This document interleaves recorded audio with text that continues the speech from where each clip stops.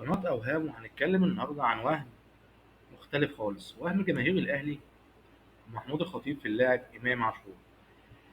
باختصار، الوهم اللي عاشه محمود الخطيب وجماهير الأهلي عند انتقال إمام عاشور من الزمالك للأهلي مباشرة، إن إمام عاشور ساب الزمالك وساب 100 عقبة حبا النادي الأهلي، شخصية الأهلي، شخصية البطل، الكيان الأهلي وشعار الأهلي، مكانة الأهلي في القارة السمراء. لكن الحقيقة إن كل ده كان وهم في وهم. إزاي؟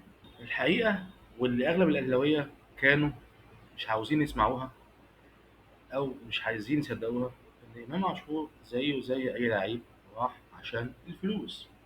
لما رجع من ميتلاند الدنماركي على الزمالك كان عايز يلعب في الزمالك، لكن ما كانش فيه سيولة إن هم يدفعوا 3 مليون ونص دولار بلعيب لسه بايعينه من شهرين.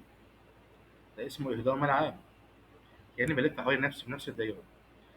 فلما قشل باب تاني إمام وباب الأهلي عشان جاهزة شهريا الأهلي مش كيان هو النادي الأهلي. يبقى إيه الدليل؟ إمام الدليل إن هو حاليا عشان 3 شهور فلوس الأهلي مش كيان الأهلي بيتمرد. طب والدليل؟ مش عايز يلعب. دليل إن هو حاليا عايز فلوس من 3 شهور ما بيلعبش، عاوز ياخد في السنة الواحدة 100 مليون جنيه بيتمرد، مش عايز هو بزيزو يلعب بتريزيجيه، عايز إن هو أحسن منه، عاوز ياخد في السنة الواحدة 100 مليون جنيه.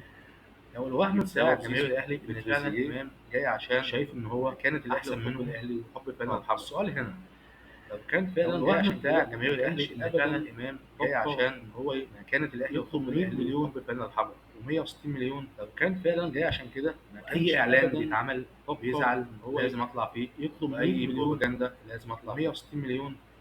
اذا اي اعلان بيتعمل جماهير الاهلي لازم اطلع فيه، واي بروباجندا لازم اطلع فيه. إذا جماهير الأهلي لازم تفهم ويفوقوا من وهم حب اللاعب للكيان، لأن الحقيقة هي حب اللاعب للخير اللي جاي له جوه الكيان. وزي ما سمعنا إن أول ما انتقل إمام من الزمالك للأهلي جاله عربيتين أحدث موديل من أحد رجال الأعمال، وكمان إعلانات، وكمان وعدوه إنه يجدد عقده قبل المدة ب3 سنين. الأهلي عمره ما كان بيجدد لحد عقده أو بيتلوي دراعه قبل المدة القانونية 3 سنين. 3 سنين.